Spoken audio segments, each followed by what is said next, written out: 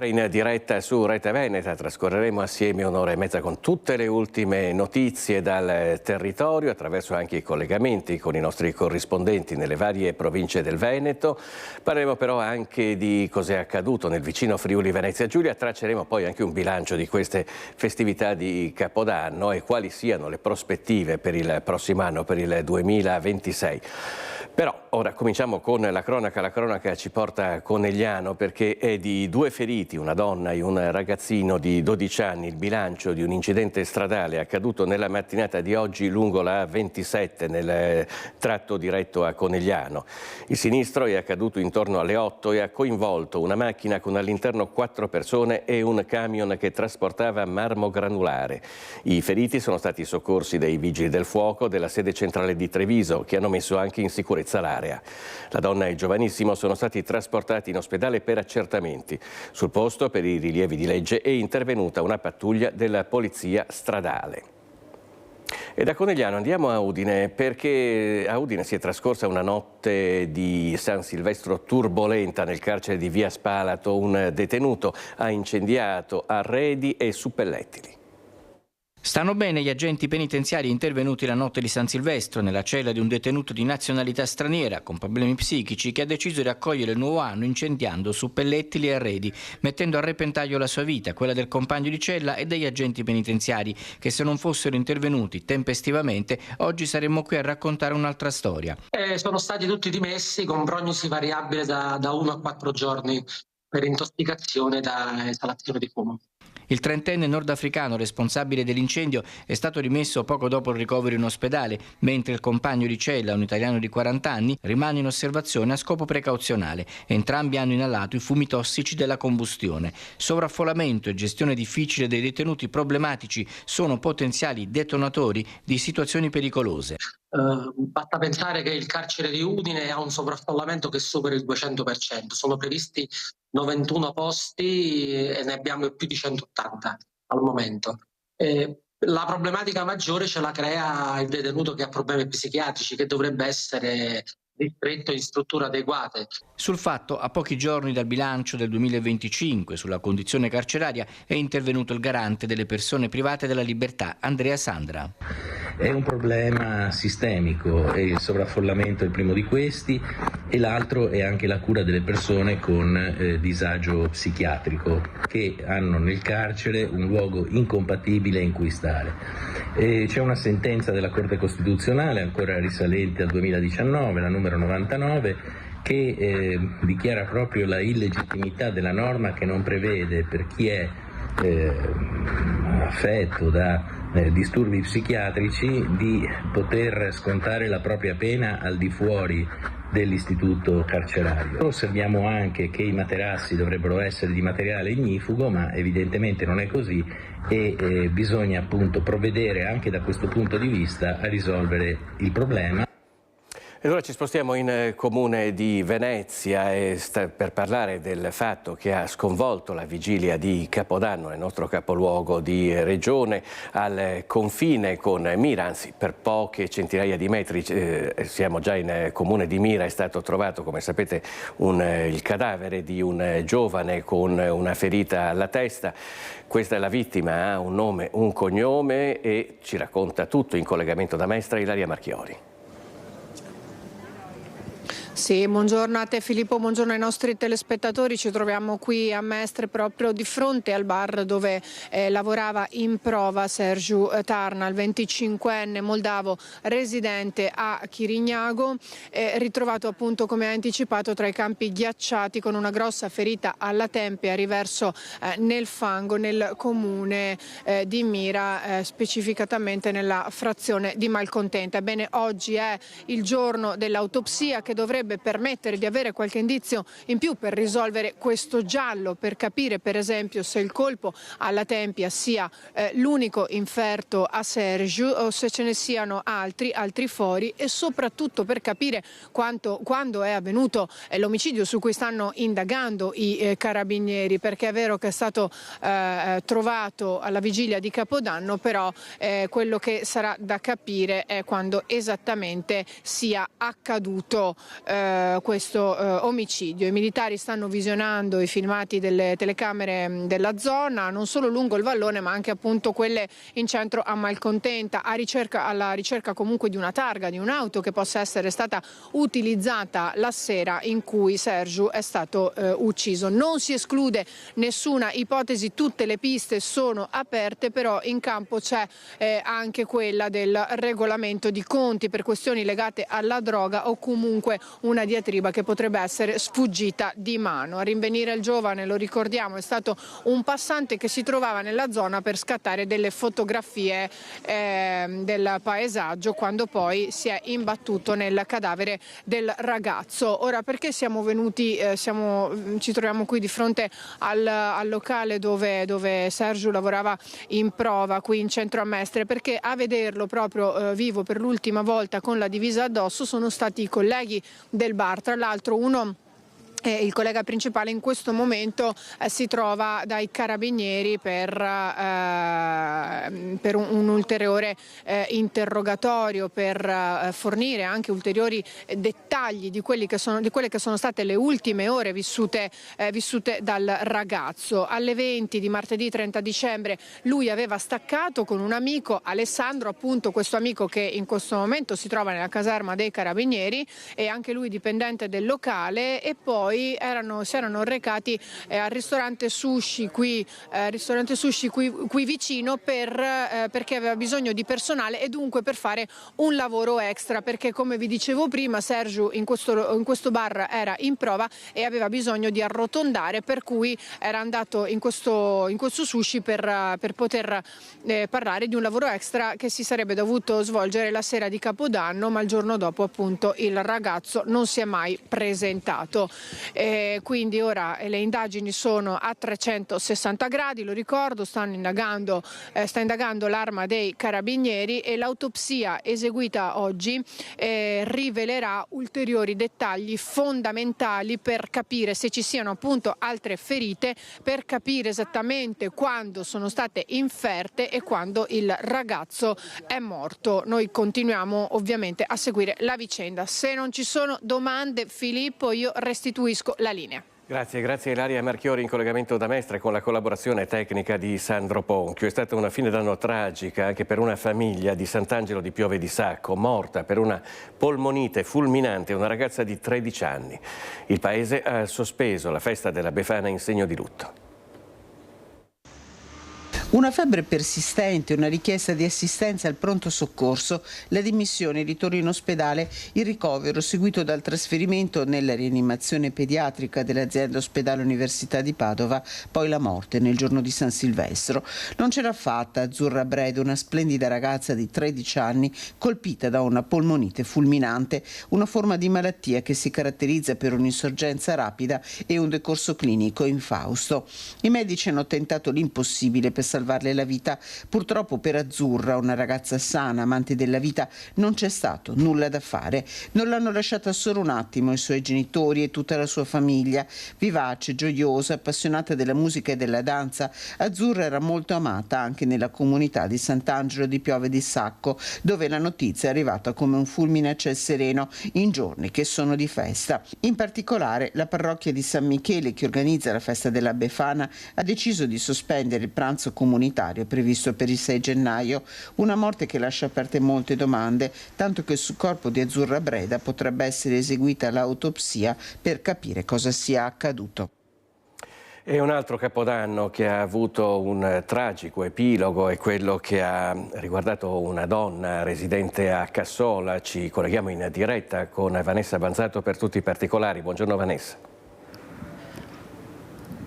Buongiorno a te Filippo e a tutte le persone che ci stanno seguendo da casa. È stata davvero una notte tragica, quella tra il 31 dicembre e il 1 gennaio. Ci troviamo in via Marangoni a San Zeno di Cassola, dove è stata travolta e uccisa da un'auto Luciana Tessarolo, 72 anni, che abitava proprio in questa abitazione.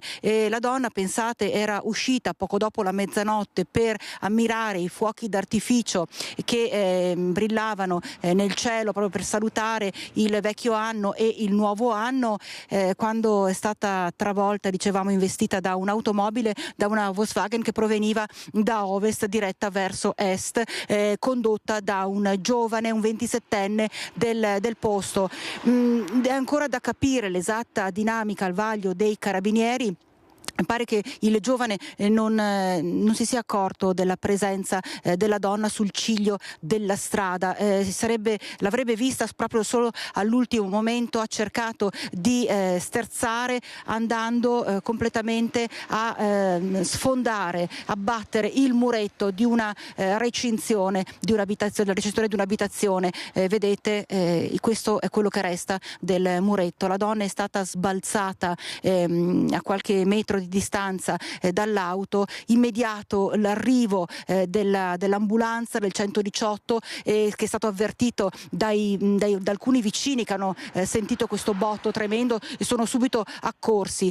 Quando l'ambulanza è arrivata hanno cercato i sanitari di rianimarla, è stata portata in ospedale, ma per la 72enne non c'è stato nulla da fare. Resta in ricordo un mazzo di fiori e una candela proprio sul punto dove è successo il dramma. I vicini fuori dalle telecamere, fuori dal microfono, hanno raccontato quanto il 27enne al volante dell'auto fosse disperato. Adesso lui è indagato per omicidio stradale e bisogna cercare di capire cosa possa essere veramente successo. C'è chi parla della strada completamente al buio in piena notte, quando in realtà abbiamo sentito anche il sindaco e lui dice che i lampioni sono accesi fino all'1 di notte. Di conseguenza vedete, c'è anche un lampione poco a distanza, quindi la luce c'è, la strada era illuminata. Da capire veramente cosa possa essere accaduto quella maledetta notte tra il 31 dicembre e il 1 di gennaio 2026. Sul posto c'è un via vai adesso dei familiari della 72enne deceduta e adesso insomma si cerca di capire davvero e risalire, più che altro ricostruire l'intera dinamica di questo dramma. Per il momento, Filippo, è tutto, ti ricevo la linea. Grazie a Vanessa Banzato in collegamento in diretta da Cassola in provincia di Vicenza con la collaborazione tecnica di Andrea Benetti. Noi adesso parliamo di quella che è la strage di Capodanno, quella che si è verificata in Svizzera, a Crans-Montana, in una discoteca. Sono almeno 47 le vittime di questa tragedia, sono dispersi anche 6 italiani e ci sono anche dei veneti. Ci colleghiamo in diretta con Tiziana Bolognani da Belluno. Buongiorno Tiziana. Sì, buongiorno Filippo. Tra i 13 feriti nella strage di Capodanno a Crans-Montana nel cantone vallese della Svizzera c'è anche Alessandra Galli de Min, che in provincia di Belluno ha le sue origini. Il babbo Arrigo Galli è stato lungamente sindaco di Longarone, professionista, e la figlia Alessandra ha seguito di fatto le orme del papà. Si è laureata in statistica economica all'Università di Padova e poi con diversi master è arrivata in Svizzera, dove vive a Ginevra da almeno una ventina d'anni, pur non dimenticando mai le sue salde ferme origini in provincia di Belluno. Alessandra Galli de Min era ospite di una amica a Crans-Montana ed era andata a recuperare il figlio di una delle partecipanti alla festa di fine d'anno in una casa privata. In quel momento si è sviluppato questo incendio, le cui cause vengono fatte risalire ad una candela scintillante sistemata su una bottiglia di champagne che ha immediatamente, le cui scintille hanno interessato un condotto di areazione e da lì si sono propagate immediatamente per causare poi uno scoppio, una deflagrazione che ha investito chi si trovava all'interno di questa discoteca discoteca posta nel sotterraneo del locale. All'interno si trovavano certamente circa 200 persone, tutti giovanissimi. Alessandra Galli De Min è riuscita a mettersi in salvo pur riportando delle ustioni importanti al volto e alle mani, e per questo è stata prima ricoverata in un ospedale vicino a Crans-Montana, poi trasferita per essere operata già questa mattina. Il marito che l'ha raggiunta dall'Egitto, dove si trovava, il marito è un operatore nel settore turistico, si trovava in Egitto per motivi di lavoro. Appresa la notizia, il marito immediatamente si è messo in viaggio per raggiungere, per stare vicino alla moglie. Alessandra De Min Galli ha anche 3 figli che, contrariamente a quanto si era appreso nelle primissime ore, non si trovavano all'interno della Constellation, questo locale dove si stava svolgendo la festa di fine anno, la festa di Capodanno. Poi all'1:30 l'incendio, il botto e la tragedia che ha davvero proporzioni indicibili e anche inspiegabili. Abbiamo sentito Oscar De Bona, che è il presidente dell'Associazione Bellunesi nel Mondo. Perché vi dicevo poc'anzi, Alessandra Galli ha mantenuto sempre i contatti con le sue radici e è presidente della famiglia bellunese di Ginevra, ma è anche molto attiva nel campo del volontariato, avendo partecipato anche attivamente alle attività dell'associazione Comitato Pollicino, che in Romania gestisce una casa rifugio, casa immobile che è stato costruito proprio grazie all'attività professionale del papà Arrigo che è scomparso la scorsa primavera all'età di 94 anni. Allora vi faccio sentire le parole di Oscar De Bona, presidente dell'Associazione Bellunesi nel Mondo, subito dopo il commento del presidente della provincia di Belluno, Roberto Padrin, che conosce personalmente Alessandra Galli De Min. Poi la linea può tornare allo studio. Che notizia ha della nostra concittadina Alessandra Galli De Min? Rassicuranti. Ho sentito la sorella e il marito. Stamattina veniva operata alle mani nell'ospedale di Arau, vicino a Basilea. Siamo riusciti a sapere anche con i diversi ospedali che sono stati coinvolti dove si trovi. Ha perso i capelli, però insomma ricresceranno. E il marito Alberto De Min sta cercando, dopo l'operazione, di portarla all'ospedale di Ginevra, anche perché loro abitano a Ginevra e quindi sono anche più comodi. È la presidente dell'associazione dei Bellunesi, della famiglia bellunese di Ginevra. Sì, presidente da alcuni anni, ha fatto diverse iniziative coinvolgendo anche il consolato che c'è a Ginevra. Ha completato negli ultimi mesi un progetto legato a San Martino, patrono di Belluno, e ha già presentato sempre alla provincia e alla BM anche delle proposte per valorizzare il 2026 attraverso la famiglia di Ginevra. Io conosco da tanto tempo, era la figlia dell'ex sindaco di Longarone Arrigo, ma soprattutto l'ho conosciuta il giorno in cui sono state assegnate le Olimpiadi Milano-Cortina, il 26 giugno del 2019. Con lei siamo stati insieme, soprattutto dopo l'assegnazione, a festeggiare questo straordinario risultato. Una ragazza solare che viveva la vita con grande intensità, e l'ultima volta l'ho incontrata nel concerto che è stato organizzato al Teatro Buzzati di Belluno per raccogliere i fondi per il Comitato Pollicino, proprio dalla sorella Elena, che è stata la prima ieri ad informarmi delle condizioni della sorella. E il presidente della Regione Alberto Stefani ha espresso vicinanza e naturalmente anche solidarietà alle famiglie che sono coinvolte in questa tragedia. Sono ancora da chiarire invece le dinamiche, le cause della morte del 22enne di Villafranca Padovana, trovato senza vita nella notte tra il 31 e il 1 di gennaio nel lago Margherita a Camisano Vicentino, dove era con gli amici per festeggiare il Capodanno. Sul posto per noi c'è Daniele Garbini insieme al sindaco Renzo Marangon.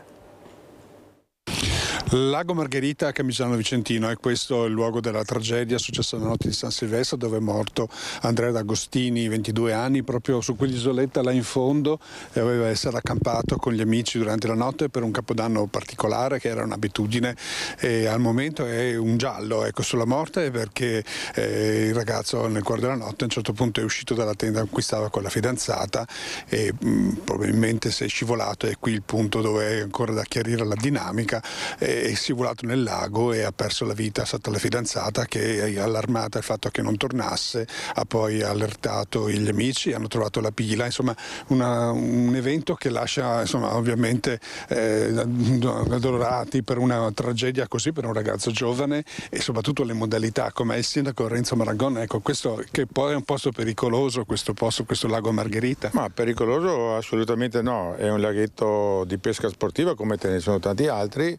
È logico che la congiuntura in cui è successa questa disgrazia, questa tragedia, è particolare, è l'ultimo dell'anno, però è frequentato tutto il tempo dell'anno con la stessa tipologia di quello che stava facendo qui il ragazzo, appassionato, ho sentito molto di pesca, per cui voleva vivere in mezzo alla natura, e è successo qui. Sì, ed è una consuetudine, insomma non c'è niente che sia una pratica quella che avviene, a parte il centro di insomma sono gli appassionati che vengono. L'ha lasciata lei quando ha saputo la notizia, cosa si è preoccupato? Ma mi sono preoccupato subito di sentire le dinamiche attraverso il comandante della stazione dei Carabinieri, che ringrazio come sempre per la sua disponibilità, per la sua attenzione. Era lì presente anche la famiglia in caserma, perché ho trasferito subito le condoglianze da parte di tutta la comunità, e sapendo che cosa vuol dire perdere un ragazzo di questa età qua, un ragazzo bravo, amante dello sport, amante della natura, e questa è una tragedia per tutti, perché perdere una persona a 22 anni è una grande perdita per le risorse umane, che noi abbiamo estremamente bisogno anche di questi ragazzi bravi e con questa mentalità, insomma. Noi sappiamo che le indagini sono state compiute dai Carabinieri, il SUME che è intervenuto, hanno cercato di rianimarlo, ma ormai il ragazzo era morto. Noi vediamo in questo momento non è recintata, non è isolata l'isoletta. Che segnale è secondo lei? No, non è isolata, vuol dire che le indagini sono state concluse. Molto probabilmente si è riscontrato che è stata una tragedia vera e propria, altrimenti anche io stamattina pensavo che fosse chiuso, però se è aperto vuol dire che l'indagine è stata chiusa, e aspettiamo magari i risultati medici per capire meglio di che tipo è stata questa morte, insomma, ecco. Addio a Francesco Visentini, il 19enne morto in un tragico incidente stradale nei giorni scorsi ad Arcugnano. Siamo sempre in provincia di Vicenza, la chiesa di Torri di Quartesolo gremita in lacrime per l'ultimo saluto al giovane. Andare a Caponord in macchina, vedere l'aurora boreale, avere dei figli, tra le 100 cose che avrebbe voluto realizzare prima di morire, una lista che conservava nella sua scrivania piena di sogni drammaticamente interrotti, come la vita di Francesco Visentin, 19enne deceduto in un incidente in auto ad Arcugnano nei giorni scorsi, mentre viaggiava da passeggero insieme ad altri amici per quella che avrebbe dovuto essere una serata spensierata. Lo strazio, il dolore di chi lo conosceva, le parole della mamma. Quando eri molto piccolo abbiamo sempre pensato a te come una stella speciale, quasi una cometa che lascia nel cielo una scia luminosa. Ricordato per la sua generosità e l'inclinazione ad aiutare il prossimo, stava studiando per diventare medico. Longevità non è numero di anni, ma sta nel gustare la vita, sta nel donare se stessi agli altri, nell'essere qualcosa che fa crescere anche gli altri. Io credo che Francesco in questo già abbia fatto tanto. Era anche animatore, aveva scelto l'università per diventare medico, quindi già qualcosa di aperto anche all'aiuto verso l'altro. Chiesa in lacrime e la sciarpa dell'Ane, la sua passione per un ultimo abbraccio.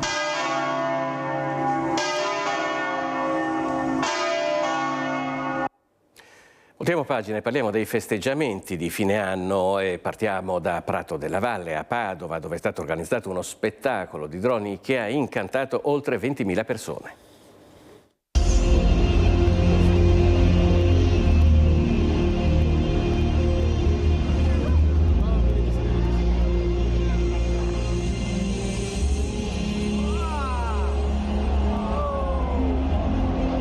Spettacolo di droni con la scritta Padova accesa pochi minuti prima della mezzanotte a salutare il nuovo anno in città. 22.000 persone in Prato della Valle per la grande festa di fine anno, il concerto con DJ e poi la coreografia dedicata ai simboli padovani che ha illuminato il conto alla rovescia e incantato i presenti.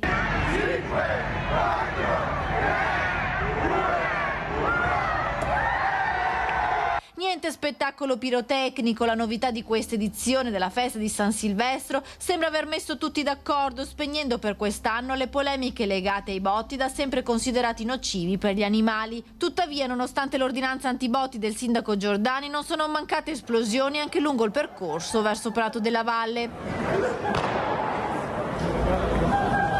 La festa tradizionale nel cuore della città però si è svolta senza intoppi o criticità, grazie anche all'imponente dispositivo di sicurezza messo in campo dalle forze dell'ordine predisposto dal questore Marco Dorisio, che ha visto l'impiego di carabinieri, polizia, guardia di finanza e polizia locale, che ha regolato l'afflusso in Prato della Valle. Soddisfatta anche l'amministrazione comunale che ha organizzato l'evento. Tutto è funzionato per il meglio, nel senso che il Prato si è riempito delle 22.000 persone che erano previste dalla capienza fissata dalla polizia, e tutti hanno potuto assistere a questo grande inedito spettacolo dei droni, che si capisce che è stato apprezzato perché ogni immagine che si levava nel cielo era accompagnata dagli applausi e da un boato della folla. Per noi è stata la possibilità questa di raccontare la storia della città con queste immagini tridimensionali, ma anche con lo sguardo rivolto al futuro, perché abbiamo messo in campo un evento sostenibile, innovativo, devo dire anche rispettoso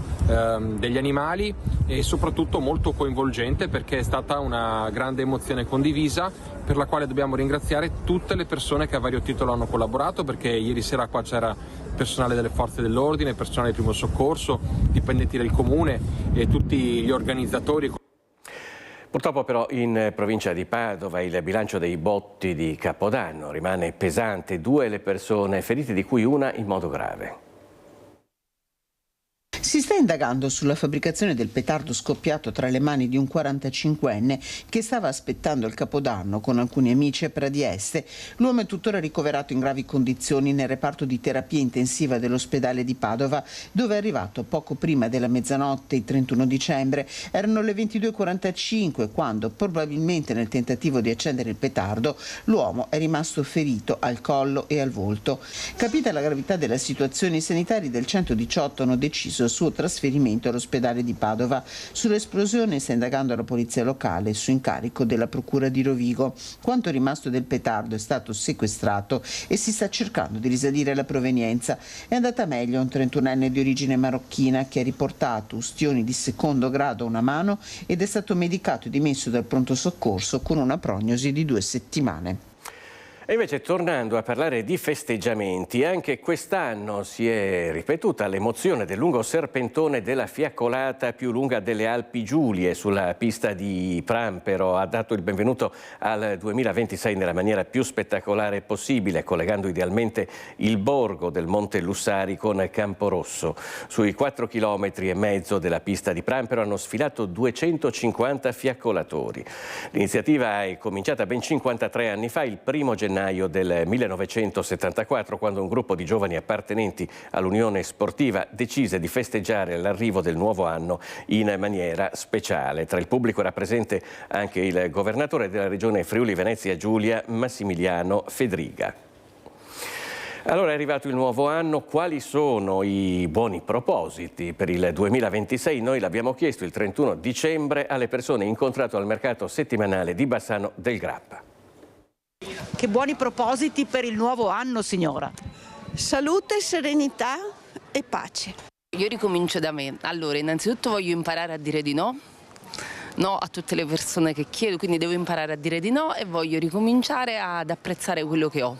Io spero tanta salute per tutti che ne abbiamo bisogno e poi il resto pian pianino risolviamo. È importante le relazioni tra di noi, queste sono efficaci. Beh, innanzitutto che la bimba facesse un po' più la brava e che dormisse la notte, quello sicuramente. Ma da vivere non altri poco di anni. Pace e lavoro per i giovani, ecco. Vorrei un po' di stabilità, perlomeno anche a livello del nostro governo e soprattutto a livello lavorativo e ovviamente familiare e quant'altro. Che ci sia un po' più di pace, un po' più di serenità nel mondo e un po' più di benessere per chi ne ha bisogno, insomma. Un po' di sport in più per tutti e anche un'alimentazione più salutare. Ne avrei tanti, troppi. A passeggio per il mercato abbiamo trovato anche l'assessore alla sicurezza di Bassano, Alessandro Campagnolo, e ne abbiamo approfittato per chiedere anche a lui propositi per il nuovo anno. E dalla sua risposta verrebbe da dire, a buon intenditore: Chiedere al massimo ai bassanesi comprensione, perché il nostro impegno sarà massimo, soprattutto in questo momento in cui finalmente la polizia locale sarà tutta bassanese. E andiamo anche a sentire qual è il bilancio che proprio a Bassano del Grappa stanno facendo i commercianti della città per quello che riguarda queste festività natalizie. Conclusa la prima parte dei mercatini di Natale nelle piazze di Bassano, inizia la seconda che si concluderà subito dopo l'Epifania. È intanto molto buono il risultato raggiunto in questi giorni sia per i commercianti delle casette che per chi ha un'attività in centro storico, soprattutto bar e ristoranti. Si sono pertanto registrati numeri considerevoli di turisti che hanno scelto come meta la città ai piedi del Grappa. Abbiamo tanti turisti che stanno venendo a visitare la città, un po' per vedere la mostra, un po' per trovare i parenti, e tanti camperisti, infatti vediamo molti camper con targhe un po' da tutta Italia e anche dall'estero. Quindi sicuramente Bassano si conferma come una meta attrattiva per queste, diciamo, feste di inverno. Non potevamo immaginare una frequenza così alta del centro storico, quindi sicuramente stiamo parlando di persone che numeri che si aggirano tra i 22 e i 27 mila il sabato e anche la domenica, quindi cifre estremamente importanti. Così le festività natalizie, ma adesso si apre anche la corsa ai saldi e si spera nel bel tempo che favorisca quindi le uscite di casa e lo shopping. Sarà un momento anche per riflettere su come è andato il mercato nel secondo trimestre dell'anno. Partiamo da Padova. Tutto pronto per i saldi invernali 2026. Sabato 3 gennaio infatti partiranno i ribassi in tutto il Veneto. Si stima che 2 famiglie su 3 si dedicheranno agli acquisti scontati.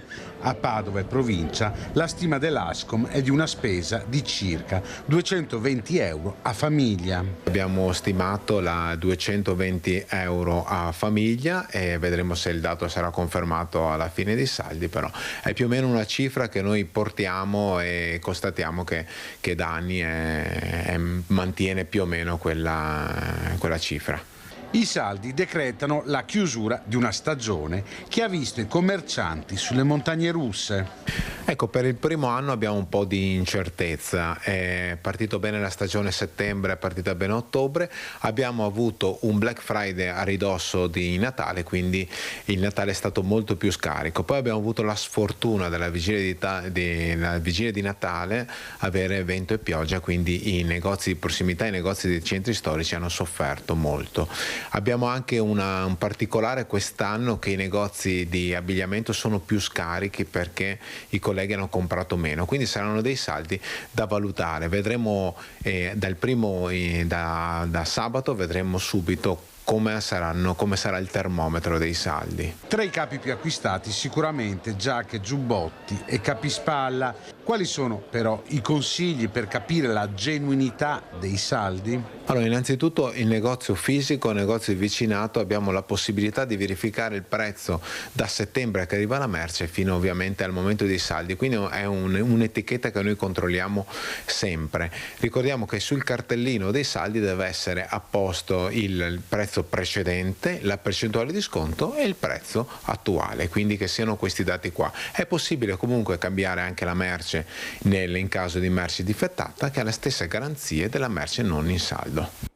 Il 3 gennaio partono i saldi anche in Friuli Venezia Giulia. Per Confcommercio, Federmoda, Udine c'è fiducia in un rafforzamento della tendenza che si è registrata a dicembre, vale a dire una spesa media di 303 euro a famiglia. Da sabato 3 gennaio partono i saldi in Friuli Venezia Giulia. Grande attesa per il consolidato appuntamento di inizio d'anno, importante volano per il settore e grande opportunità per i clienti finali. I saldi consentono ai consumatori l'acquisto di prodotti garantiti a prezzi scontati. Per il mondo del commercio friulano la parte finale delle festività sono utili per muovere l'afflusso di gente, ma anche i turisti d'Oltralpe pronti all'acquisto favorevole a casa nostra. Dal punto di vista tecnico, Confcommercio Udine ricorda che non è più necessaria la comunicazione preventiva al comune di competenza, ma la presentazione al pubblico della vendita di fine stagione dovrà esplicitamente contenere l'indicazione della natura di detta vendita, la data di inizio e la sua durata.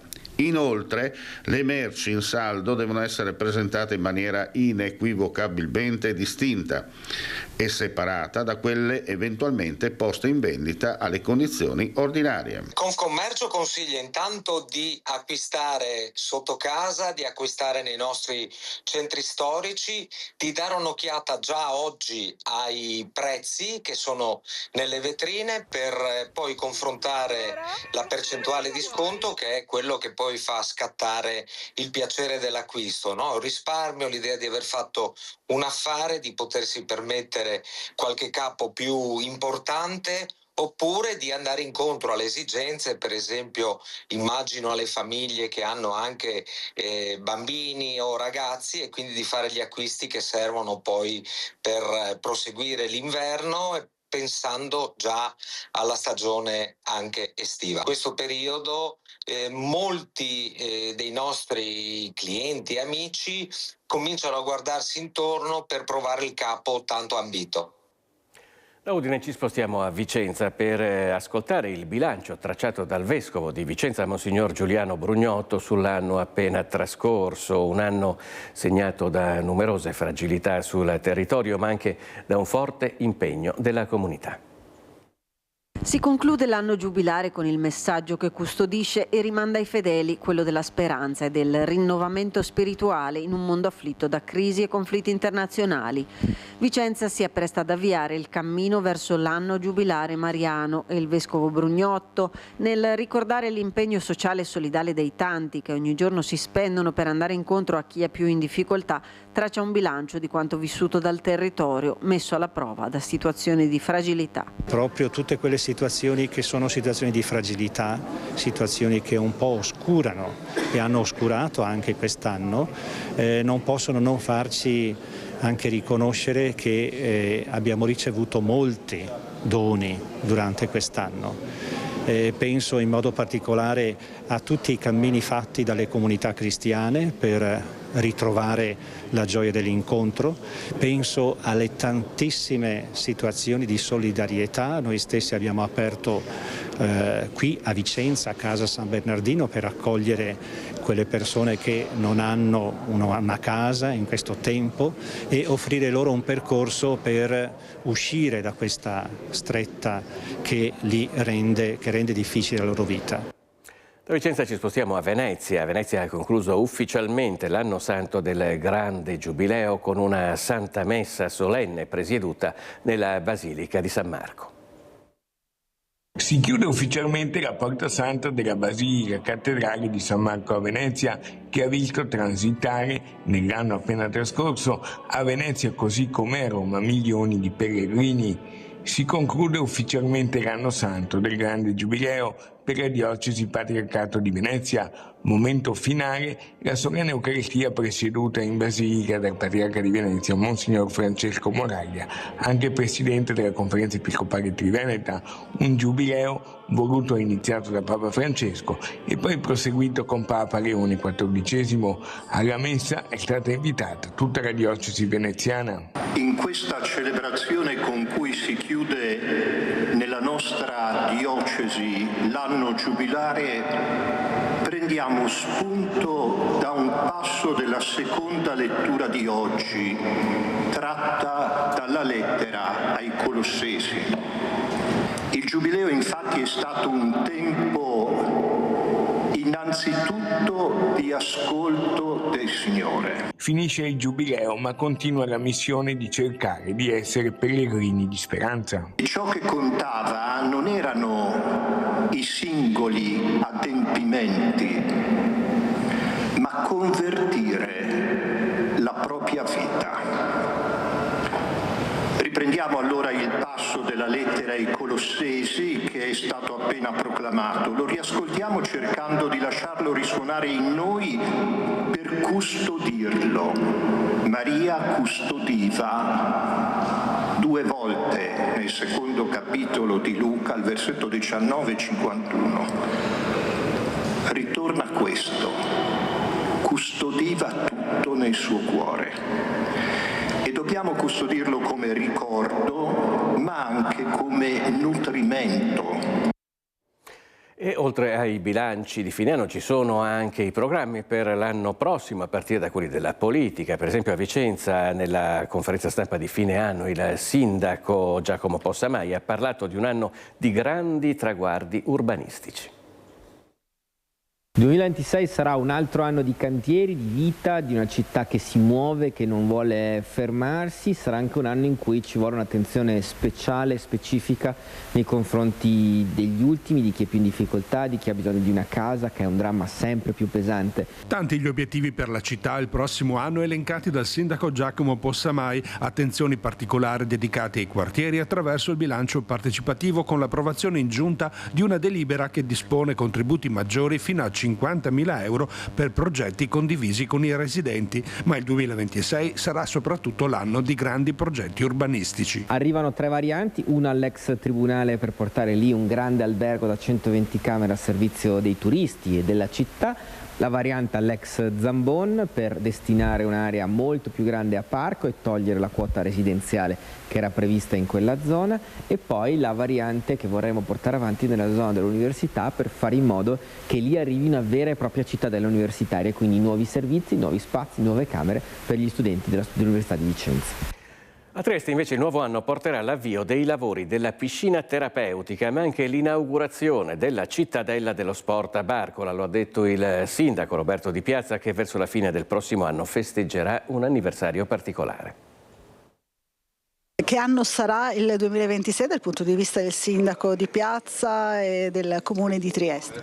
Sarà un anno fantastico per quello che mi riguarda, perché nel senso che partono tante cose simpatiche e naturalmente in questi anni sarà il 2 dicembre del 26 saranno 30 anni che sono stato nominato sindaco a Muggia. 30 anni sono molti. A livello di opere, quale sarà l'opera simbolo secondo lei del 2026? Indubbiamente abbiamo il Porto Vecchio, che è qualcosa di straordinario.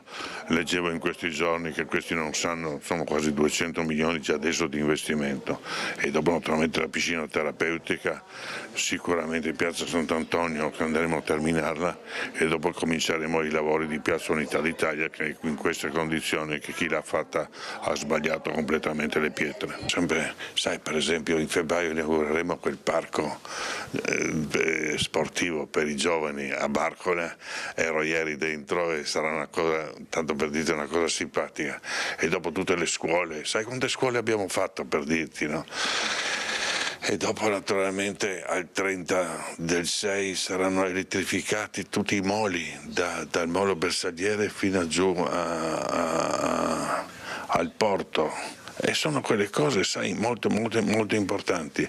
E dopo naturalmente pensa alla piscina terapeutica, che è stata unita particolarmente lungo, ma credo che il problema era chi la fa ma chi la gestisce. Cioè in ultima analisi in Italia è molto più facile fare che gestire, questa è la realtà. Restando in Portovecchio, ha detto prima che ci sarà anche la stazione dei Carabinieri in Portovecchio. Stiamo lavorando da 3 anni, ma per spiegare ai cittadini quanto è complicato fare una cosa in questo paese, la burocrazia fa sì che lui ha detto che è da 2 anni che è qua. In effetti abbiamo cominciato a lavorare, sai, Largo Santos, proprio l'ingresso, ci sarà questa stazione. Io ci tengo molto per la sicurezza, ovviamente. È un momento di bilancio anche per le forze dell'ordine. Ad Udine, per esempio, nel 2025 la questura ha arrestato 219 persone. Ci sono stati anche 49 ammonimenti per stalking e codice rosso. E di 205 persone adulte, 14 minorenni arrestati, 1156 persone denunciate in stato di libertà e 49 ammonimenti per stalking o codice rosso e 22 avvisi orali. Il bilancio dell'attività nel 2025 della questura di Udine, che ha diffuso un consuntivo. In città si sono svolte 154 manifestazioni ed eventi, 91 a carattere sportivo, 42 ad alto impatto, impiegando 2950 agenti. Per quanto riguarda il fenomeno migratorio sono state espulse 147 persone, 43 trattenute in CPR e 46 gli accompagnamenti, 48 i DASPO emessi. Nell'ambito degli stupefacenti sono stati sequestrati 5.403 grammi di cocaina, 129 di eroina, 55.709 grammi di hashish e marijuana, 215 di droghe sintetiche. La polizia stradale ha effettuato 11.707 contravvenzioni, inoltrando 849.497 euro di multe, arrestando 6 persone, rilevando 395 incidenti. La polizia di frontiera ha denunciato 82 persone e ne ha arrestate 18. Gli irregolari rintracciati sono stati 656. Notte di Capodanno ad alta tensione in ospedale ad Abano, dove un uomo ha dato in escandescenze tentando di aggredire il personale sanitario e i pazienti in attesa. Ci colleghiamo in diretta con Valentina Visentin e Federico Cibotto. Buongiorno Valentina. Sì, buongiorno da Abano Terme. Esattamente un anno fa qui in ospedale, proprio in pronto soccorso, c'era stata un momento di tensione con un uomo che aveva aggredito il personale sanitario, e proprio un anno di distanza un nuovo momento di tensione con la notte di Capodanno davvero difficile per gli operatori, per il personale sanitario dell'ospedale di Abano, quando hanno portato qui in pronto soccorso un 45enne tunisino trovato all'interno di un hotel delle Terme con una profonda ferita alla testa e in stato di alterazione alcolica. Quando è arrivato qui in pronto soccorso ha iniziato a importunare non solo gli altri pazienti che come lui erano in attesa di essere visitati e curati, ma anche lo stesso personale sanitario che doveva effettuare gli esami di routine per gestire il suo caso. Ha importunato e spintonato una dottoressa. Sono intervenuti ovviamente la guardia giurata ma anche gli altri infermieri, e con un lavoro di squadra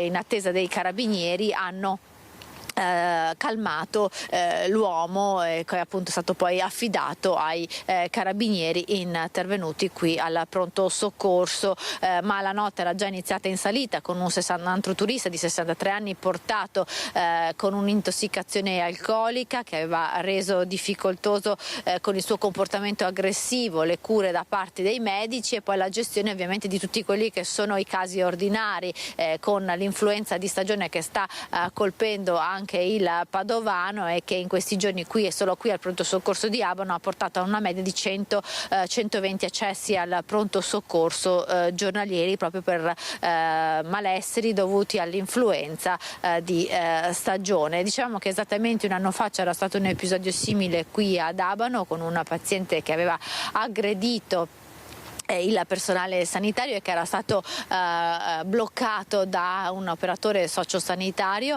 presente anche proprio nelle scorse ore a gestire questa emergenza, e in quest'anno il personale di Abano sanitario si è affrontato dei corsi di formazione proprio per gestire questa aggressività che spesso purtroppo raccontiamo nella cronaca, rivolta ai medici che operano soprattutto in pronto soccorso, e proprio questa formazione ha portato ad una gestione di squadra dell'evento di Capodanno che ha reso insomma poi la serata più agevole per gli operatori che appunto non hanno, dopo la gestione di questo caso, non hanno potuto continuare il loro lavoro serenamente fino alla conclusione del turno il 1° gennaio. Da Abano è tutto, la linea può tornare allo studio. Grazie a Valentina Visentina in diretta da Abano con la collaborazione tecnica di Federico Cibotto. Rimaniamo in ambito sanitario, di aziende sanitarie, perché l'ULSS 4 Veneto Orientale ha presentato i programmi per l'anno prossimo. Ci sono più di 61 milioni di investimenti per rilanciare i 3 ospedali del territorio. Nel bilancio di fine 2025 dell'ULSS 4 Veneto Orientale il punto sull'avvio dei grandi cantieri della sanità pubblica. Prende forma il piano di riqualificazione dei 3 ospedali della ULSS 4 finanziato da PNRR e Regione Veneto, con un investimento che supera i 61 milioni di euro nella sola prima fase. Si tratta di un passaggio storico, ha sottolineato il direttore generale Mauro Filippi. I lavori di riqualificazione sono già iniziati all'ospedale di Jesolo, mentre per le strutture di San Donà e Portogruaro la progettazione è in fase avanzata. Tutti e 3 gli ospedali sono coinvolti in questo progetto, un percorso di riqualificazione che prevede ristrutturazioni, ampliamenti, nuove realizzazioni e demolizioni delle parti più vecchie. Questo ci consente di avere edifici dal punto di vista energetico più performanti, meno energivori diciamo, ma anche una miglior layout e quindi dal punto di vista organizzativo un impatto favorevole per il personale con percorsi più funzionali e ovviamente anche ambienti più accoglienti e confortevoli sia per i pazienti ma sia anche per i professionisti che ci lavorano. A Portogruaro e San Donà verranno abbattute parti obsolete e realizzati nuovi edifici, mentre l'ospedale di Jesolo assumerà esternamente l'aspetto originario di istituto marino. Ulteriori 17 milioni finanziati in gran parte dal PNRR sono stati impiegati per la realizzazione di 6 nuove case della comunità. Altri 15 milioni sono stati destinati alla realizzazione della nuova centrale operativa territoriale, digitalizzazione ed innovazione informatica, l'implementazione del fascicolo sanitario elettronico e l'acquisto di grandi apparecchiature elettromedicali e non ultimo lo smaltimento delle liste d'attesa. Abbiamo provato in quest'anno a compensare parzialmente la carenza di medici di medicina generale che si sta facendo sentire, attivando degli ambulatori di assistenza primaria. Lo abbiamo fatto a San Michele al Tagliamento, per 4 mesi a Musile, a Ceggia e la prossima settimana lo faremo a Torre di Mosto. C'è stato uno spettacolare intervento dei Vigili del Fuoco ieri durante la messa a Fietta di Pieve del Grappa. Una corista ha accusato un malore ed è stata salvata in modo davvero particolare. Era arrivata per cantare la messa di Capodanno nella parrocchiale di Fietta di Pieve del Grappa, ma ha avuto un malore che ha portato all'interruzione della cerimonia. In pochi minuti, verso le 11:20, sono arrivati i sanitari del SUEM 118 di Pedemontana Emergenza e i Vigili del Fuoco di Asolo. La difficoltà dell'intervento era legata all'unica via di accesso e uscita dalla cantoria, una strettissima e ripidissima scala a chiocciola posta a lato della porta d'ingresso. L'equipe medica e i pompieri hanno così costruito una rampa di discesa con una scala dove è stata calata la barella grazie a delle corde. A facilitare la tempestività e l'efficacia dell'intervento è stata l'esperienza delle squadre intervenute assieme alla conoscenza reciproca degli operatori. La donna, una 59enne del posto, rimasta vigile durante le operazioni di soccorso, è stata portata all'ospedale San Giacomo di Castelfranco Veneto per accertamenti. Le sue condizioni non sarebbero preoccupanti. E ora vi raccontiamo alcune storie di professionisti che dopo tanti anni di attività si mettono a riposo dopo quasi 90 anni. Ad esempio si spegne la luce dell'officina Masetto, Ivano saluta Arcade e va in pensione. Sentiamo. Per generazioni è stata molto più di un'officina, un punto di riferimento, un luogo di incontri, un pezzo di storia di arcade. Con la fine dell'anno però la saracinesca dell'Officina Masetto si abbasserà per l'ultima volta. A chiuderla è Ivano Masetto, che dopo 60 anni trascorsi tra chiavi inglesi, catene e motori ha deciso di concedersi la pensione. Sì, ormai penso che sia arrivata il momento. La storia dell'Officina Masetto inizia nel secondo dopoguerra, quando Dante Masetto, padre di Ivano, apre la bottega. Da allora quella porta non si è praticamente mai richiusa. 88 anni di attività complessiva, di cui 60 vissuti in prima persona da Ivano, subentrato nel 1965. Che 60 anni sono stati? Li rifarei ancora. Ho sempre avuto grandi soddisfazioni dal mio lavoro. Entrare oggi nell'officina è come fare un salto indietro nel tempo. Biciclette appese in attesa di tornare a correre, copertoni sospesi al soffitto, un banco da lavoro segnato dall'uso e dal disordine creativo di chi ha passato una vita a riparare. Ogni oggetto racconta una storia.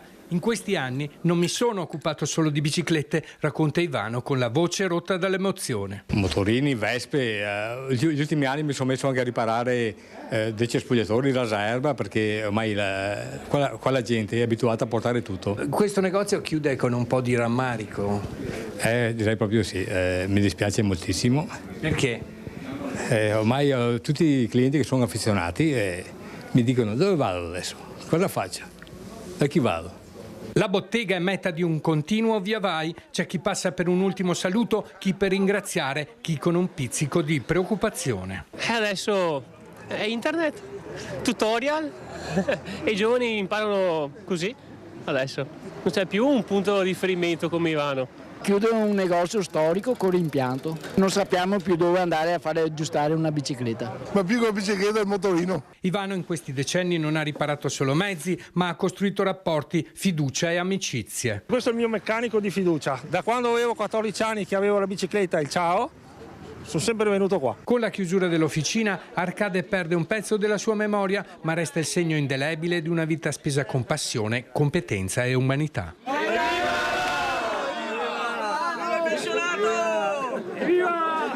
Da Arcade a Bassano del Grappa, dove dopo 62 anni di attività Graziella Merlo ha chiuso il suo salone di parrucchiera.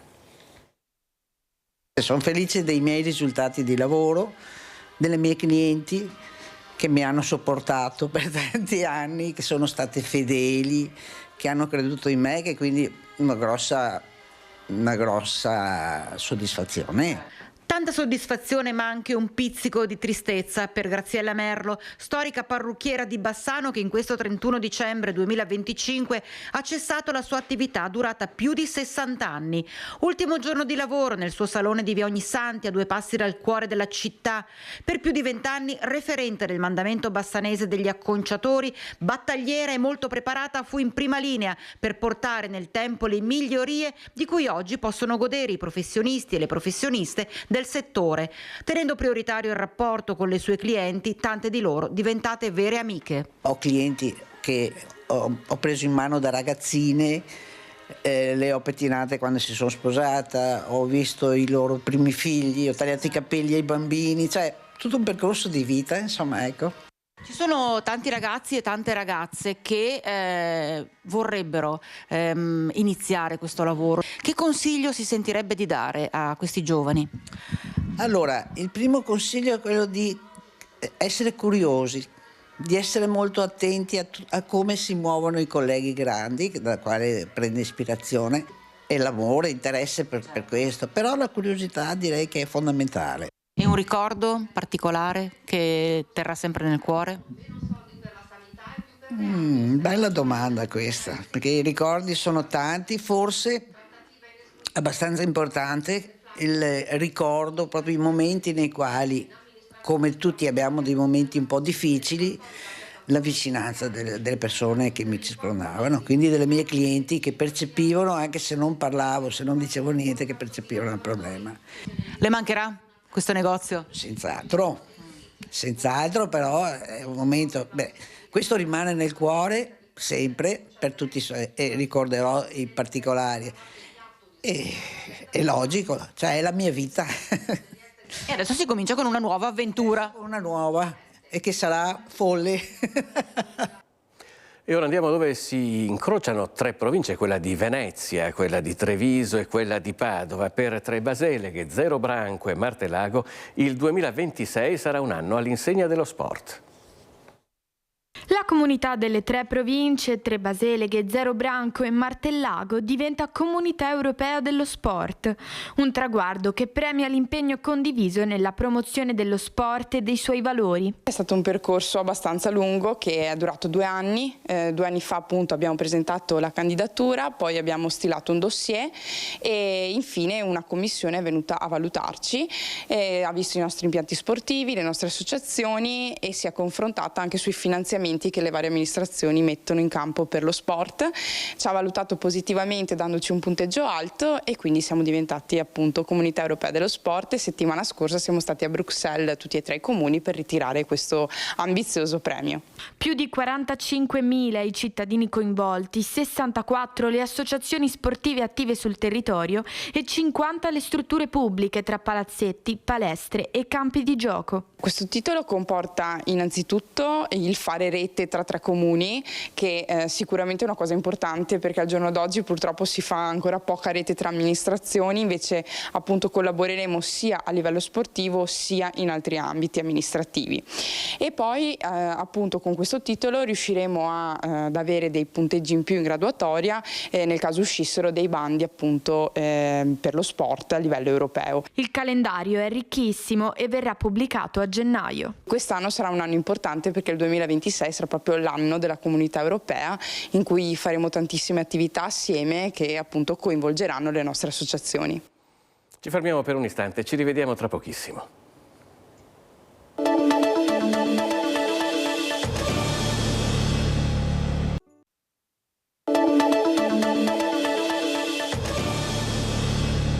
Bentrovati sempre in diretta con Focus TG, riprendiamo con la politica locale. La maggioranza a Schio di Cristina Marigo perde i pezzi. L'ex sindaco Orsi costituisce un nuovo gruppo e il nuovo presidente del BIM è il sindaco di Tonezza.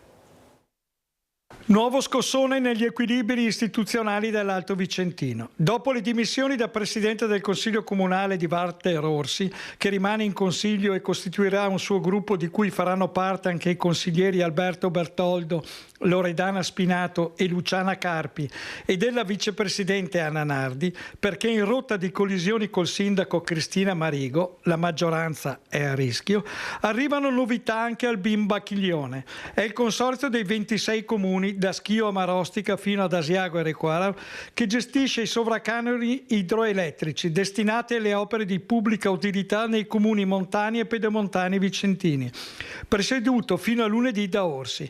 Il vicepresidente del consorzio, Franco Bertagnoli, sindaco di Tonezza, subentra come presidente facente funzione. È una sostituzione in un momento delicato. Il BIM a Bacchiglione rappresenta un punto di riferimento per i comuni dell'Altopiano, della Valleogra, della Valdastico e della Pedemontana, finanziando scuole, viabilità, interventi ambientali e opere pubbliche di interesse collettivo. Il passaggio di testimone si inserisce sullo sfondo della crisi politica a Schio, segnata dalle tensioni sul recesso da Ava e dal dibattito sul termovalorizzatore. Rimaniamo in provincia di Vicenza, salvaguardare i pozzi idropotabili tra Montecchio Precalcino e Villaverla. Per questo il Partito Democratico Veneto ha presentato una mozione alla Giunta regionale a Venezia. Ci preoccupa il cosiddetto progetto Silva nell'area ex Saffardo Martini a Montecchio Precalcino. Ricordo che gli abitanti di Due Ville si approvvigionano per quanto riguarda l'acqua potabile direttamente dalla falda perché sono privi di acquedotto. Serve quindi un'azione veloce della Regione a 20 anni dall'approvazione della legislazione nazionale. Per questo il consigliere regionale neoeletto del PD ha presentato con i suoi colleghi di partito una interrogazione alla nuova Giunta del Veneto per sbloccare l'iter autorizzativo fermo in Regione. Ad agosto 76 sindaci avevano chiesto una zona di salvaguardia di Villa Verla Due Ville, vietando qui la gestione di rifiuti e lo smaltimento di sostanze chimiche. Insieme a Chiara Luisetto, che di questa vicenda si era già occupata nella precedente legislatura, abbiamo chiesto alla Regione di procedere velocemente all'approvazione delle aree di salvaguardia che il Consiglio di Bacino nell'agosto di quest'anno aveva già portato in approvazione. Si sono mosse le amministrazioni comunali, si sono mossi i gestori del servizio idrico integrato per tutelare la falda in un punto che è tra i più strategici per l'approvvigionamento idrico di tutta la regione, sopra una delle falde acquifere più grandi d'Europa. L'edificio dell'ex casinò del Lido di Venezia, invece ristrutturato con 15 milioni di euro di soldi pubblici, diventa un punto di riferimento sempre più importante per l'isola. Vediamo come. Il palazzo dell'ex casinò Lido di Venezia, restaurato con 15 milioni di euro con fondi nazionali del bando periferie e dell'amministrazione comunale, si apre non solo alla mostra del cinema e ai grandi eventi congressuali internazionali, ma anche alle associazioni del territorio. Auguri in Saor Venezian, questo è il titolo del pomeriggio di musica, poesia e teatro che il Circo Hauser del Lido ha organizzato insieme all'Associazione Culturale Musica Nova, guidata dal maestro Maurizio Piccoli, al Teatro La Pegra dell'ex casinò, per uno scambio di auguri e un momento culturale da condividere. Sono arrivate oltre 600 persone per un teatro esaurito. Così il presidente Cicogna prosegue insieme all'amministrazione comunale nel progetto di rendere il Teatro La Pegra fruibile alla cittadinanza anche durante il periodo invernale per alcune iniziative. Noi come associazione siamo presenti qui al Lido dal 1994. Ci siamo integrati molto bene perché lavoriamo una media di 360 giorni all'anno, perciò siamo presenti quotidianamente. Una bellissima iniziativa. E serve sempre questa manifestazione a far capire che questo palazzo, che questo bene che è di tutti i cittadini, oltre a servire come centro congressi, viene utilizzato anche per la cittadinanza, per svago e per cose belle, come in questo caso per farci gli auguri.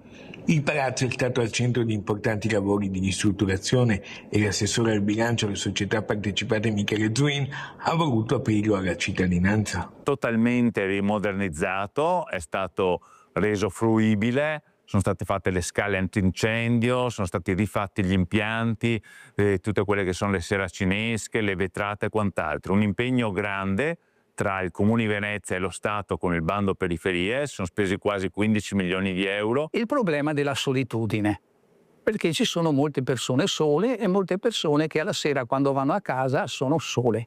Perciò noi dobbiamo fare in modo di creare questa comunità che il Lido non è ancora proprio una comunità vera e propria, però ci stiamo lavorando. Andiamo anche a vedere quali sono le notizie che occupano le home page dei principali quotidiani nazionali. La Repubblica, per esempio, dove naturalmente ha molto spazio la strage di Crans-Montana, però trova spazio anche gli ultimi aggiornamenti per quello che riguarda la guerra in Ucraina, in particolare su un vasto attacco di droni russi che sarebbe previsto da parte degli 007 di Kiev, un attacco su larga scala. Poi per quello che riguarda il caso corruzione che aveva scosso il governo di Vladimir Zelensky, il capo di presidenza Yermak è stato sostituito con Budanov. Noi torniamo invece a Venezia per parlare dell'ex ministro ai beni culturali Gennaro Sangiuliano, che abbiamo incontrato durante una sua visita in Laguna. Stava visitando la mostra Tutto ciò che luccica alla Galleria Contini. Vediamo cosa ci ha raccontato. È tornato volentieri a Venezia, città dove si trovava proprio mentre deflagrava il caso Boccia, nelle ore in cui si apriva ufficialmente la Mostra Internazionale d'Arte Cinematografica di Venezia del 2024. L'ex ministro dei beni culturali Gennaro Sangiuliano, oggi consigliere regionale eletto in Campania, in Laguna per visitare la riuscitissima mostra Tutto ciò che luccica dell'amico gallerista Stefano Contini. Non io, ma tante altre persone, anche di parti politiche opposte alla mia, dicono che è stato un bilancio assolutamente positivo, soprattutto per le cose fattive e concrete che abbiamo realizzato in tutta Italia. Anche con la Biennale, anche con la Biennale tantissime cose, e anche infrastrutture importanti qui a Venezia. Vorrei ricordare il più possibile degli artisti che fanno parte di questa stupenda esposizione. Igor Mitorai, Lorenzo Quinn, Manolo Valdés, Park Hyun-sung, Mario Arrati, Lucio Fontana, Robert Indiana. Riprende San Giuliano che racconta il suo recente ruolo di giornalista, corrispondente da Parigi. È stata breve e molto intensa perché mi sono trovato, come dire, in una fase di transizione molto delicata per la Francia. Io ho seguito la caduta del governo Bayrou, l'incarico al nuovo primo ministro Le Cornu, che però poi in un primo momento si era addirittura dimesso, e poi i tentativi di Macron di assumere una leadership geopolitica occidentale.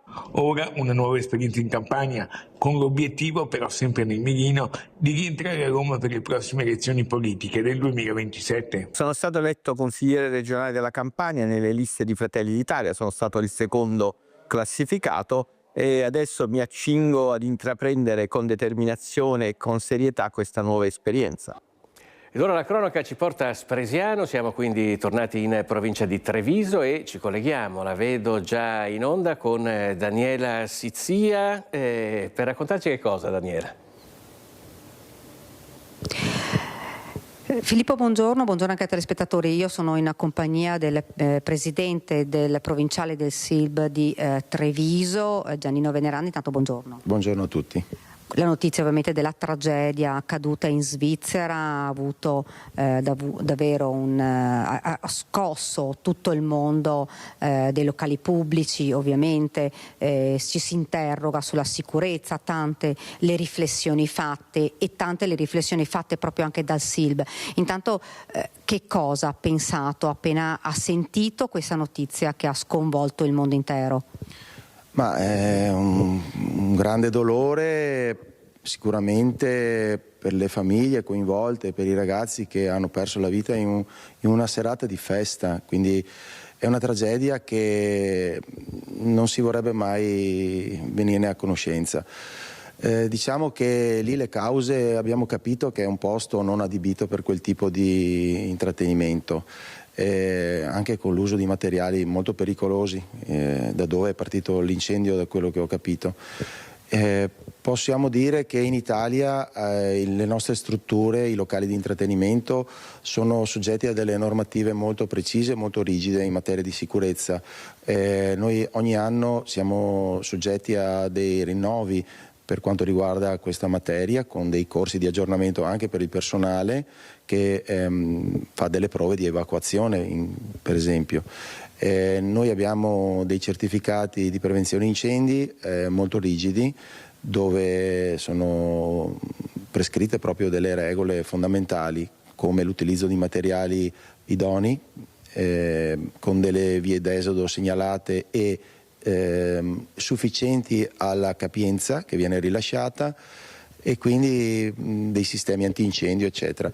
Abbiamo delle normative precise e molto restrittive, tra le più restrittive d'Europa. Ecco, noi siamo in un locale dove l'afflusso di giovani è davvero un afflusso importante, eppure vediamo più porte. Che riflessione ha fatto quando si è trovato di fronte a una tragedia come quella, dove c'era una sola uscita, una scala comunque angusta, insomma una situazione davvero difficile, anche quasi da credere, con tantissime persone, tantissimi giovanissimi che sono rimasti intrappolati, davvero una trappola mortale. Direi proprio di sì, lì è anche responsabilità di chi organizza questi eventi, quindi anche la proprietà del posto che permette che si svolgano questo tipo di feste. Il locale era un locale che stento a credere fosse anche autorizzato, mi sembra strano l'avessero permesso in quel modo lì, un sotterraneo con quella scala per entrare e per uscire. Qui in Italia penso queste situazioni non si sarebbero verificate. Come ho detto prima, noi abbiamo dei locali molto attenzionati e quindi questo tipo di eventi ci auguriamo che non capitino mai neanche qui in Italia. Ecco, ovviamente famiglie che sono rimaste scioccate anche qua in Italia. l'Italia intera, ma il mondo intero è rimasto scioccato per una tragedia così immensa come è quella, insomma, che ha visto ragazzini giovanissimi perdere la vita, altri che sono in fin di vita in vari ospedali svizzeri, famiglie che si interrogano, alcune dicono forse non dovremmo autorizzare i nostri figli ad andare nei locali. Non è così.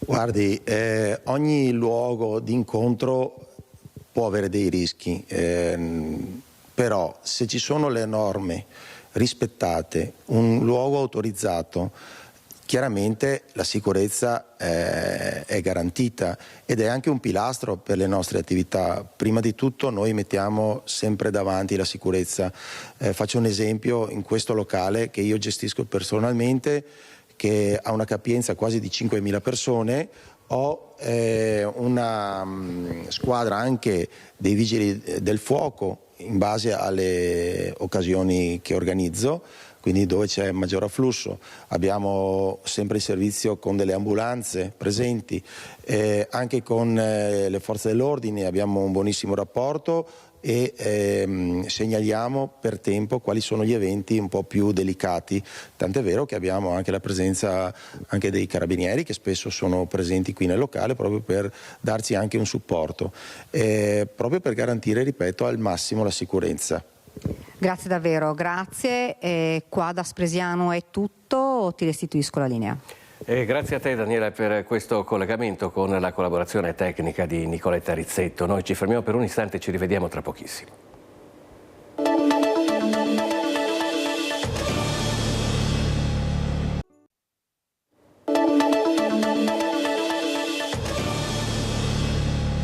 Ben trovati nuovamente in diretta con Focus TG. Prima del nostro ultimo collegamento continuiamo a vedere di cosa scrivono i siti dei principali quotidiani nazionali. Prima abbiamo visto quello che sta per accadere in un massiccio attacco russo previsto in Ucraina dagli 007 di Kiev.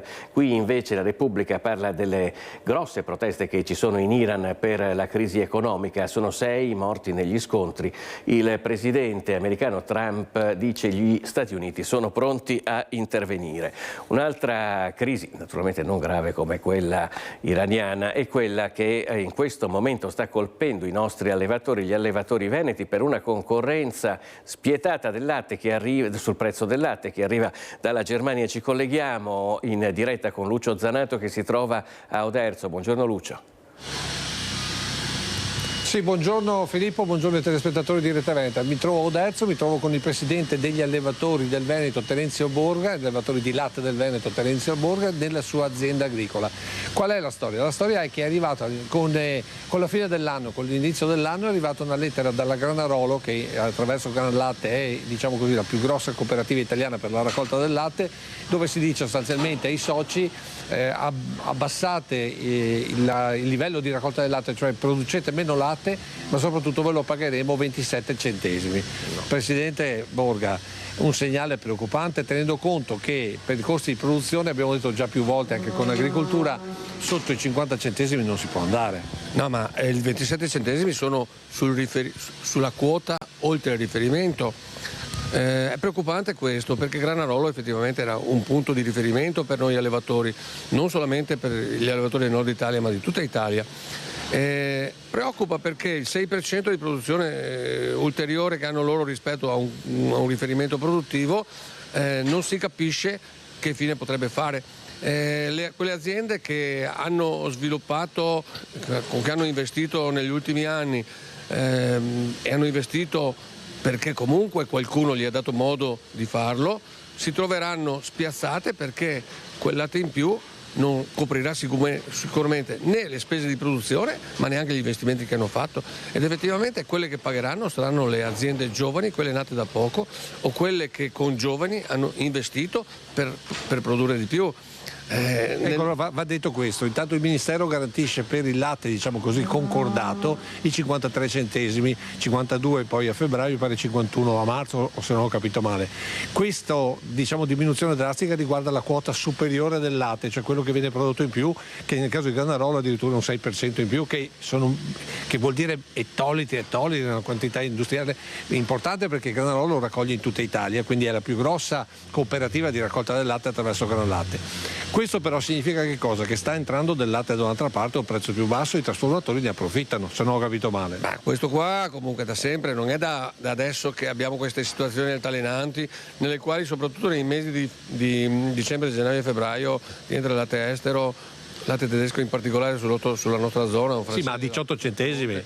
Non è mai stato così basso, però purtroppo piuttosto che buttarlo via lo mandano qua a quello che prendono, insomma. Ecco, ma questo poi alla fine farà prodotto formaggio, farà altri trasformati. Bisogna capire anche una cosa: il nostro latte è certificato, controllato, verificato, antibiotici, quant'altro, non ce ne sono, non ce ne devono essere, altrimenti non viene lavorato. Lì invece?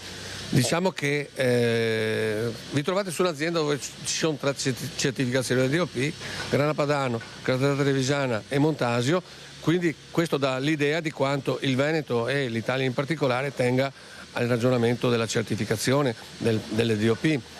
Il nostro latte è sempre stato destinato a quel tipo di produzioni. Quello che arriva dall'estero fa le produzioni che possono essere, che ne so, la mozzarella, gli stracchini, i latteria o altri tipi di formaggi che non hanno effettivamente questi controlli, questi disciplinari ai quali noi dobbiamo sottostare. Volevo solo ricordare che il Veneto, quasi il 60% del nostro latte veneto, degli 11,5 milioni di quintali nostri, vanno a DOP e il 92% va a formaggi di pregio. Questo per dare l'idea che il Veneto ha sempre puntato alla qualità e alla vicinanza del consumatore.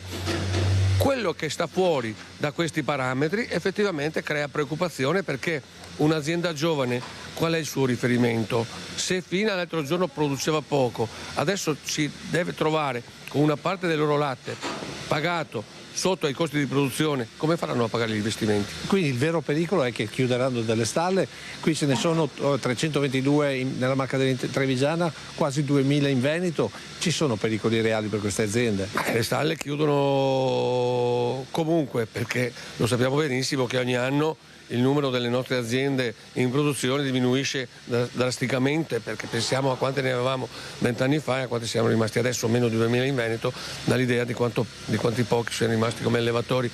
Il problema grande è per quelle aziende appunto che hanno investito, perché se uno sta all'interno del suo livello produttivo e gli riconoscono quell'accordo fatto dal Ministero insieme agli industriali e alle associazioni di categoria, quello in qualche modo riesce a salvaguardare la sua azienda. A salvarsi. A salvaguardare la sua azienda. Ma quell'azienda che ha investito, come tantissime purtroppo, perché nel nostro mondo chi non investe è destinato a chiudere, ma qua rischieranno di chiudere quelli che hanno fatto investimenti se non cambierà a breve questo tipo di modo di pensare. Ecco, però Presidente, mi levi una curiosità: a 18 centesimi al litro per quanto riguarda il latte, noi consumatori dovremmo gioco forza avere prodotti a un prezzo più basso. Perché quando vado al supermercato non è così? Non è mai così. È sempre stata così. Noi una volta facevamo il rapporto sulla filiera ed eravamo al 33% all'allevatore, il 33% alla trasformazione e il 33% alla grande distribuzione. Questi parametri si sono spostati tutti dalla parte della grande distribuzione e questo qua il consumatore purtroppo è sempre, cioè la parte produttiva e il consumatore sono sempre stati, diciamo così, la debolezza della nostra filiera, perché effettivamente, come giustamente tu hai detto, questa diminuzione di pagamento del latte dovrebbe portare anche un beneficio al consumatore, cosa che io ritengo molto dubbia. Allora, per concludere, cosa fare a questo punto? Perché il Ministero garantisce fino a marzo un prezzo per quanto riguarda il latte, che diciamo così di normale produzione, ma per queste eccedenze e soprattutto per questa distorsione di mercato che rischia veramente di mettere in crisi il settore, cosa si può fare? Io sono preoccupato perché io la soluzione non ce l'ho e non riesco a vedere la fine di questo tunnel che abbiamo imboccato.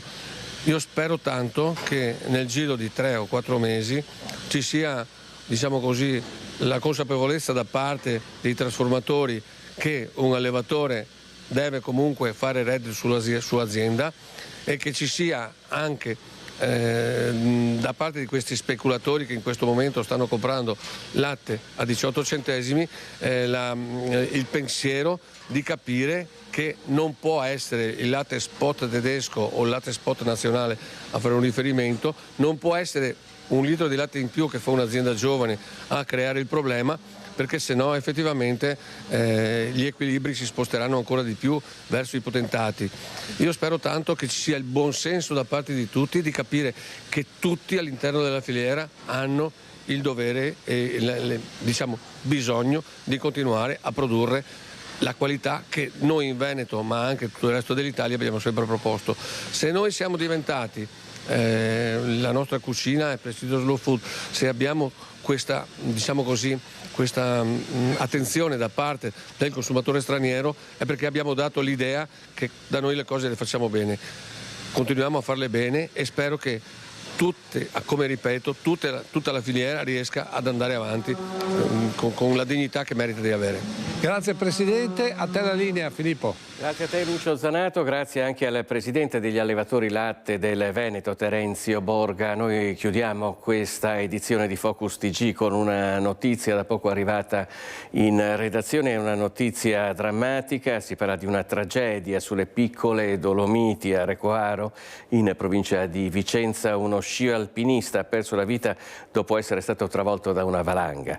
L'uomo, un cinquantenne, è stato raggiunto dal soccorso alpino di Recoaro con un elicottero arrivato da Treviso, ma per lui non c'era nulla da fare, troppo gravi le ferite riportate nell'impatto con la slavina. Focus TG si conclude con questa brutta notizia, vi ricordo i prossimi appuntamenti con l'informazione di Rete Veneta a partire dalle 18:50 con il telegiornale di Bassano del Grappa, a seguire il telegiornale di Vicenza e quindi il nostro talk show Focus. Grazie e buon proseguimento di giornata.